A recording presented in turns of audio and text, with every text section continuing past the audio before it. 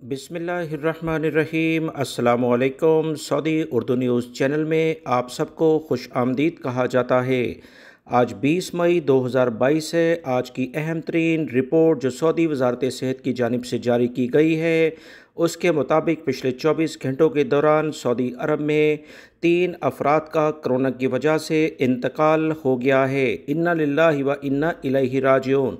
80 अफराद की हालत काफ़ी ज़्यादा ख़राब है, इनके लिए खुसूसी तौर पर दुआ की जाए।